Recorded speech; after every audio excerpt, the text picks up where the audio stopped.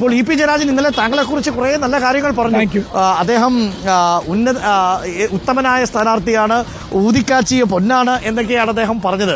അത് ഇന്നലെ കേട്ടപ്പോൾ എന്ത് തോന്നി ഡോക്ടർ സരിൻ? ഇല്ല, ഞാനിങ്ങനെ എന്താ പറയുക, മറ്റൊരാൾ പൊക്കി പറയുന്നതിലോ മറ്റൊരാൾ ഇകഴ്ത്തി പറയുന്നതിലോ ഒന്നും നമുക്ക് നമ്മുടേതായ ഒരു താല്പര്യം അതിൽ പ്രകടിപ്പിക്കാറില്ല. കാരണം നമ്മളെന്താണെന്ന് നമുക്കൊരു ബോധ്യമുണ്ടായാൽ അതിനനുസരിച്ച് പ്രവർത്തിച്ചുകൊണ്ടിരിക്കുക. അദ്ദേഹം പറഞ്ഞ വാക്കുകൾ വളരെ പോസിറ്റീവാണ്, വളരെ ഊർജം നൽകുന്ന രീതിയിലാണ്. കാരണം അദ്ദേഹത്തിൻ്റെ പേരിലേക്ക് ഒരു ചെളി വാരി എറിയാൻ നടത്തിയ ശ്രമം അദ്ദേഹം അത് അന്ന് തന്നെ എതിർത്തതാണ്. ഇങ്ങനെയല്ല ഞാൻ പറഞ്ഞത് എന്നും ഇങ്ങനെയൊന്നും ഇല്ലാത്ത കാര്യങ്ങൾ എൻ്റെ പേരിൽ ആരോപിച്ചാൽ അതിന് തക്ക മറുപടി പറയാൻ പൊതുയോഗം നടത്തിയ അദ്ദേഹം ഇന്നലെ വളരെ കൃത്യമായി അദ്ദേഹം പത്രസമ്മേളനം നടത്തി കാര്യങ്ങൾ വിശദീകരിച്ചു.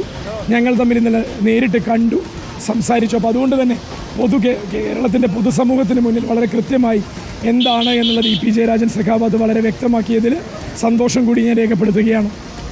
Thank you Varun. Okay, E പിയുടെ പ്രതികരണത്തിൽ സന്തോഷം. ഒരു കാര്യം കൂടി സരിൻ, ഇന്നിപ്പോൾ രാഹുൽ പറഞ്ഞത് ഈ വ്യാജ വോട്ട് ചേർക്കുന്നതുമായി ബന്ധപ്പെട്ട് CPM-ഉം BJP-യും തമ്മിൽ പരസ്പര സഹകരണ സംഘം പോലെയാണ് മലമ്പുഴയിൽ കുടുംബ പഞ്ചായത്തിൽ നിന്നൊക്കെ വോട്ട് മാറ്റിയത് എന്നാണ് ഇപ്പോൾ രാഹുൽ മാങ്കൂട്ടത്തിൽ ആരോപിച്ചിരിക്കുന്നത്. വ്യാജ വോട്ട് ചേർക്കലിൽ ഒരു പരസ്പര സഹായ മുന്നണി പ്രവർത്തിക്കുന്നു CPM-ഉം BJP-യും ചേർന്ന് എന്നാണ് രാഹുലിന്റെ ആരോപണം.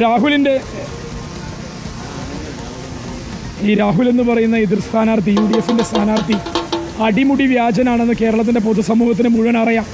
അദ്ദേഹം പറയുന്ന വാക്കുകൾക്ക് എന്തിൻ്റെ വിലയാണ് കൊടുക്കേണ്ടതെന്നും അറിയാം. ഞാൻ പറഞ്ഞില്ല, ഇന്ന് 4 മണിക്ക് പത്രസമ്മേളനം നടത്തുന്നതോടുകൂടി അദ്ദേഹത്തിന് കൂടി ബോധ്യമാവുന്ന ചില കാര്യങ്ങൾ ഞാൻ പറഞ്ഞോളാം. അപ്പോൾ അദ്ദേഹത്തിന് മനസ്സിലായിക്കോളും അദ്ദേഹത്തിൻ്റെ സഖ്യം, അദ്ദേഹത്തിൻ്റെ മുൻഗാമിയുടെ സഖ്യം ആരുമായിട്ടാണ് എന്നുള്ളതടക്കം പൊതുസമൂഹത്തിൻ്റെ മുമ്പിൽ ചർച്ചയാവട്ടെ, എല്ലാം ചർച്ചയാവട്ടെ. എന്തായാലും ഇവിടെ വിളിച്ചു വരുത്തി ഇങ്ങനെ ആക്ഷേപിച്ച് വിടേണ്ട ആവശ്യമില്ലായിരുന്നു എന്ന് മാത്രം രാഹുലിനും കുറച്ച് കഴിയുമ്പോൾ മനസ്സിലാവും. Thank you.